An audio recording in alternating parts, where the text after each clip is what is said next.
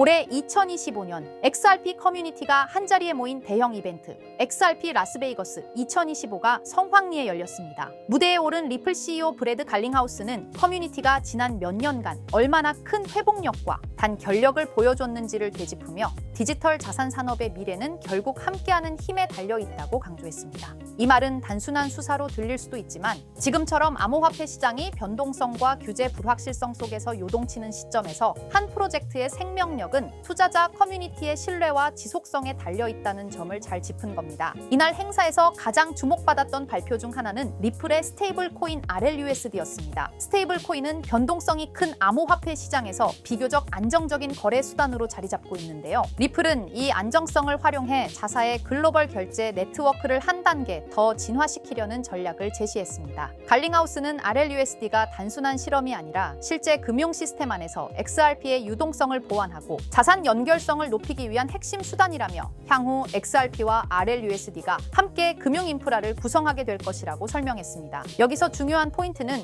RLUSD가 리플의 결제 솔루션과 실질적으로 결합될 때 XRP 홀더들에게 추가적인 유동성 출구와 안정성 옵션을 동시에 제공할 수 있다는 점입니다. 또한 최근 암호화폐 ETF에 대한 기대감이 커지고 있는 가운데 XRP ETF 출시에 대한 언급도 있었습니다. 갈링하우스는 XRP가 규제 명확성을 확보한 만큼 기관 투자자들이 더욱 적극적으로 XRP에 접근할 수 있는 환경이 마련되고 있다고 설명했죠. ETF가 출시되면 개인 투자자는 물론 기관도 보다 투명하고 안전한 방식으로 XRP에 투자할 수 있게 됩니다. 그간 SEC와의 법적 갈등이 XRP의 그림자를 드리웠다면 이제는 오히려 이 갈등이 정리되면서 XRP가 제도권으로 본격 진입하는 계기가 될 수 있다는 전망이 나옵니다. 즉 이제는 XRP도 비트코인이나 이더리움처럼 인정받은 자산으로 성장할 준비를 마쳤다는 평가입니다. 리플은 전통 결제 시스템, 특히 스위프트와 같은 구시대적 네트워크에 대해 비판적인 입장을 다시 한번 분명히 했습니다. 오늘날에도 여전히 해외 송금은 3일, 5일씩 지연되고 그 과정에서 중간 수수료와 오류가 끊이지 않죠. 리플은 XRP와 RLUSD를 통해 실시간으로 결제되고 수수료는 낮고 경로는 투명한 새로운 결제 인프라를 구축하겠다고 선언했습니다. 단순한 주장에 그치는 것이 아니라 이미 90% 이상의 외환 시장에 접근 가능한 글로벌 결제 네트워크를 갖췄다는 점에서 이는 실현 가능한 그림으로 보입니다. 특히 금융기관, 정부, 핀테크 기업들이 점차 중앙 집중형 시스템의 한계를 체감하고 있는 지금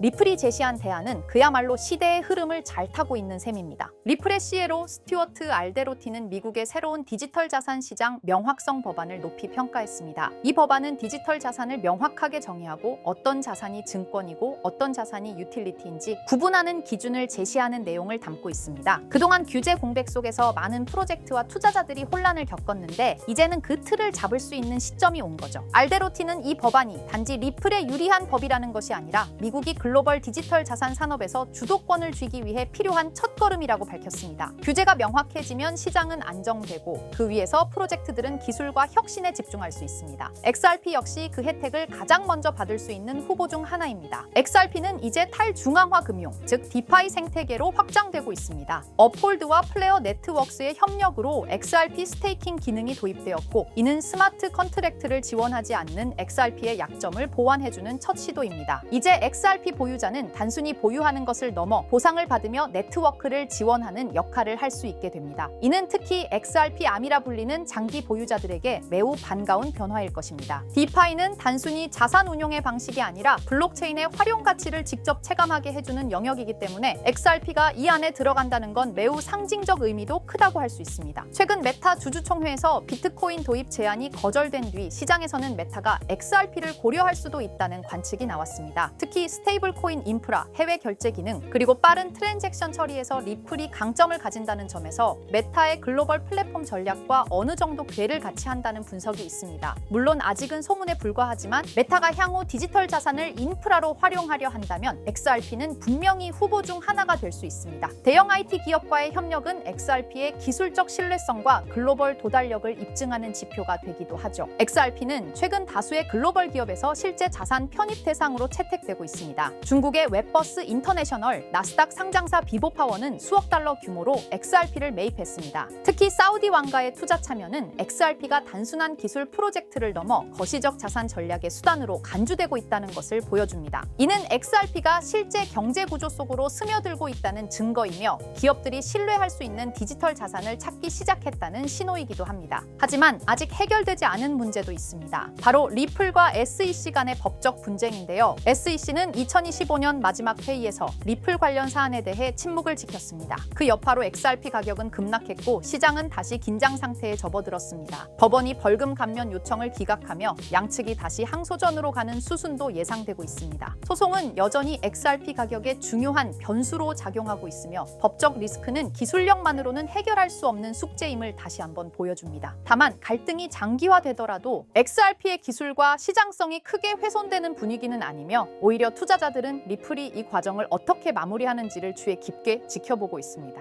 XRP는 결제에서 시작했지만 이제는 스테이블 코인, ETF, 디파이, 기업 자산, 글로벌 인프라까지 아우르는 멀티 플랫폼 자산으로 진화하고 있습니다. 규제, 기술, 제도, 기업 수요가 동시에 맞물릴 때 비로소 암호화폐는 진짜 금융 시스템의 일부가 될 수 있습니다. 그리고 지금 XRP는 그 시작점에 매우 가까이 와 있다고 해도 과언이 아닙니다. 앞으로 XRP가 얼마나 정교하게 확장해 나갈지 그리고 어떤 전략적 제휴로 진화를 이룰지는 우리 모두가 주목해야 할 포인트인데요. 자, 그렇다면 결국 리플이 궁극적으로 추구하고 있는 게 뭘까요? 바로 실물자산 토큰화, RWA입니다. RWA는 리얼월드 에셋의 약자로 현실 세계의 자산을 블록체인상에서 디지털화하는 걸 말합니다. 예를 들어 부동산, 국채, 회사채, 주식, 금 같은 자산을 블록체인에서 토큰의 형태로 거래할 수 있게 만드는 기술이에요. 이건 단순히 디지털화가 아니라 유동성과 접근성, 거래 속도를 혁신적으로 개선하는 방식입니다. 리플은 이런 변화가 향후 금융의 중심이 될 거라 보고 자사의 기술 기반인 XRP 레저를 통해 이 RWA 시장에서 핵심 인프라 역할을 하겠다는 전략을 세우고 있습니다. 실제로 리플의 개발 조직 리플엑스는 최근 RWA의 블록체인 전환이 가속화되고 있다며 XRP 레저가 기관용 플랫폼으로 자리 잡고 있다고 공식 채널을 통해 발표했습니다. 그리고 그 연장선상에서 리플은 스테이블 코인 RLUSD를 내놓았죠. 단순한 스테이블 코인이 아니라 RWA 시대를 위한 결제 인프라로서 설계된 것입니다. 그렇다면 이 RWA 시장은 앞으로 얼마나 커질까요? 많은 글로벌 금융기관과 컨설팅 회사들이 RWA 시장이 2030년까지 최소 10조 달러 이상에 이를 것으로 전망하고 있어요. 특히 가트너, 보스턴 컨설팅 그룹 등은 이 시장이 향후 블록체인 산업 내에서 가장 큰 성장 동력이 될 것이라고 평가했습니다. 단순히 토큰을 발행하는 수준을 넘어 실제로 글로벌 자산의 흐름을 블록체인 위에서 운용하는 시스템으로 변하고 있다는 거죠. 전통 금융기관들도 참여하고 있고 RWA 전문 스타트업에 벤처 캐피털 자금이 몰리는 추세입니다. 왜냐하면 이 구조는 기존 금융을 대체하는 게 아니라 보완하고 효율화할 수 있기 때문이에요. 그래서 리플을 포함한 여러 기업들이 지금 이 시장에 선점하려고 하는 겁니다. 지금 시작되는 이 흐름이 향후 10년간 블록체인과 금융을 통합하는 핵심 축이 될 가능성이 높습니다. RWA가 이렇게 시장에서 주목받고 있는 이유는 생각보다 명확합니다. 첫째, 기존 금융 시스템이 너무 느리고 복잡해요. 부동산을 사고 팔거나 국채를 거래하거나 펀드를 운용하려면 수많은 중간 단계가 필요하죠. 그런데 RWA는 이런 과정들을 스마트 계약으로 간소화할 수 있습니다. 둘째, 투자자 입장에선 24시간 거래, 글로벌 접근성, 수수료 절감 같은 실질적인 이점을 체감할 수 있죠. 셋째, 금융 자산을 조각내어 토큰화할 수 있기 때문에 기존에는 투자하지 못했던 고가 자산에도 소액으로 투자할 수 있는 길이 열립니다. 이 모든 게 자산의 민주화라고도 불리고 있어요. 그래서 지금 이 흐름은 단순한 디지털 전환이 아니라 금융 시스템 자체의 구조 개혁이라는 평가를 받고 있는 겁니다. 자, 이런 RWA 흐름을 정부와 제도권은 어떻게 보고 있을까요? 의외일 수 있지만 긍정적인 반응과 제도화 움직임이 꽤 활발합니다. 미국 SEC와 통화감독청 OCC는 RWA 자산의 회계 기준과 법적 정의를 정립 중이고 일부 국채는 이미 디지털 자산 형태로 유통되기 시작했어요. 싱가포르와 홍콩, 영국은 RWA 관련 샌드박스 프로그램을 통해 실험적 거래 환경을 지원하고 있고요. 특히 중요한 건 중앙은행들조차 이 시장을 탐색 중이라는 점입니다. CBDC와 RWA를 연계하는 테스트가 실제로 진행되고 있어요. 이는 곧 블록체인 기술이 법정화폐, 정부 자산, 공공채권까지 연결되는 구조로 진화하고 있다는 걸 뜻합니다. RWA는 단순히 민간의 시도에 그치지 않고 국가와 제도권이 인정하는 기술 인프라로 성장 중입니다. 이론만이 아니라 실제로 미국 국채가 블록체인에 올라간 사례도 있습니다. 바로 리플의 XRP 레저를 통해 진행된 건데요. 미국 재무부가 발행한 국채를 실물자산으로 삼아 이를 토큰화한 구조가 구현된 겁니다. 이걸 통해 기관 투자자들은 XRP 레저 위에서 미국 국채 국채를 보유, 거래, 유통할 수 있게 되었어요.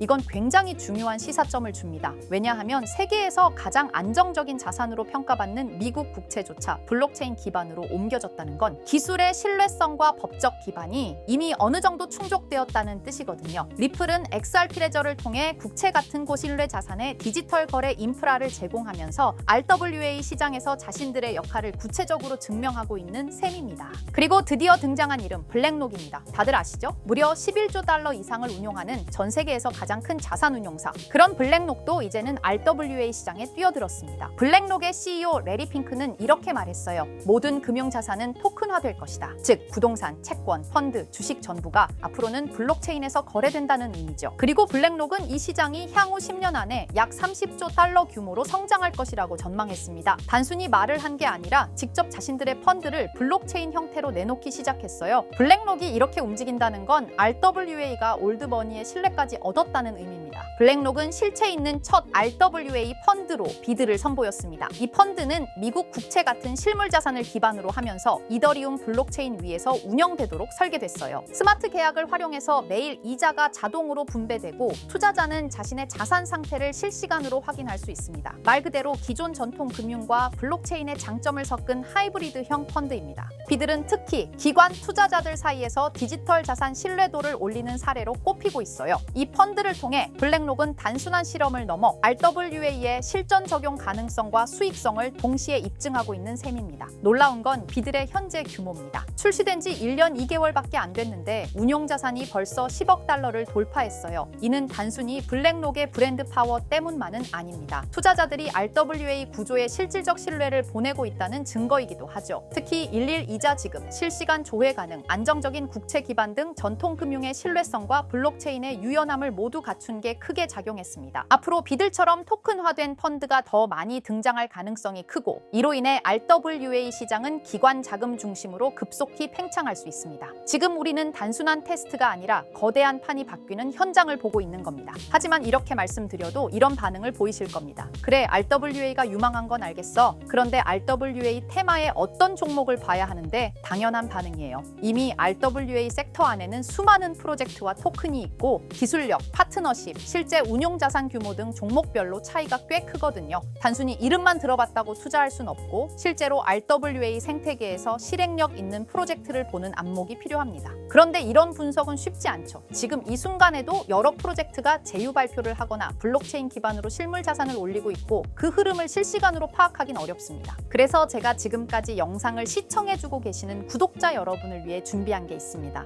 바로 블랙록이 아직 공개하지 않은 포트폴리오, 그 안에 들어있는 RWA 섹터의 핵심 종목을 공유해 드리려 합니다. 이 종목들은 단순히 가능성이 아니라 실제로 블랙록 및 기관 투자자들의 자금 흐름과 맞물려 있는 프로젝트들입니다. 그런데 제가 이 정보를 어떻게 알게 되었냐고요? 사실 해외에서 활동 중인 펀드 매니저와 개인적인 친분이 있는데요. 그분이 업계에서 꽤 영향력 있는 사람인데 최근 블랙록이 주요 고객을 초대한 비공개 회의에 참석했다고 합니다. 블랙록은 아주 간혹 제한된 고객을 대상으로 향후 투자 전략이나 특정 섹터에 대한 포트폴리오를 비공식적으로 공유하는 자리를 마련합니다. 이번 회의도 그런 자리 중 하나였고 그 안에서 블랙록이 RWA 섹터 관련 포트폴리오 일부를 고객들에게 소개했다고 합니다. 덕분에 저도 이 내용을 간접적으로 들을 수 있었고요. 그 내용을 바탕으로 여러분께 아직 시장에 널리 알려지지 않은 핵심 RWA 종목을 소개해 드릴 수 있게 되었습니다. 자, 바로 이 종목인데요. 블랙록의 포트폴리오에 적혀있던 내용에 따르면 예상 수익률이 무려 1200% 이상이었고요. 이 종목은 유럽계 은행과 실물 자산을 연결하는 토큰화 인프라를 제공하는 프로젝트입니다. 구체적으로는 부동산, 국채, 에너지 크레딧을 블록체인 기반으로 전환하는 기술을 가지고 있어요. 특히 지난해 스위스 정부와 파일럿 테스트 계약을 맺었다는 점에서 기관 신뢰도가 굉장히 높았습니다. 그리고 현재는 미국 내 RWA 법률 규정에 맞춰 토큰 발행 플랫폼을 구축 중이에요. 무엇보다 블랙록이 중장기 포트폴리오의 핵심 비중으로 담았다는 점, 이게 핵심입니다. 제가 해당 종목을 영상에서 바로 공개해드리고 싶지만 이걸 영상에서 공개해버리면 유튜브 가이드라인에 있는 자본시장법을 위반하기 때문에 코인 정보를 부득이하게 가려놓은 점 양해 부탁드립니다. 그래서 종목을 공유받고 싶으신 분들은 지금 화면 상단에 보이는 제 개인 번호 010-2374-4693 이 번호로 정보라고 문자 남겨주세요. 정보라고 문자 남겨주셔야 제가 제 채널 시청자분이신 걸 확인하고 종목을 공유해드리니까요. 꼭 정보라고 문자 남겨주세요. 당연히 종목 약속드리면서 어떠한 금전 요구도 드리지 않습니다. 여러분은 정보료라 생각하시고 구독과 좋아요만 눌러주셔도 제게 큰 힘이 됩니다. 블랙록은 이 종목의 예상 수익률을 1200% 이상으로 바라봤었는데 그래도 혹시 모르니 큰 욕심은 내지 말고 일상생활에 지장 없을 정도의 소액으로만 담아보자고요. 1000%만 상승해도 100만 원으로 1000만 원을 만들 수 있는 수익이에요. 만족 못하실 수익은 아니잖아요. 저는 항상 여러분들이 안전하게 투자하셔서 높은 수익을 보셨으면 하는 바람입니다. 문자 주신 분들은 앞으로도 제가 유망한 종목이 있으면 바로바로 공유해 드릴 거니까 천천히 꾸준하게 같이 수익 챙겨보자고요. 자, 오늘 제가 준비한 영상은 여기까지입니다. 다음 영상에는 더 알찬 영상으로 찾아뵙겠습니다. 오늘도 시청해 주셔서 정말 감사합니다.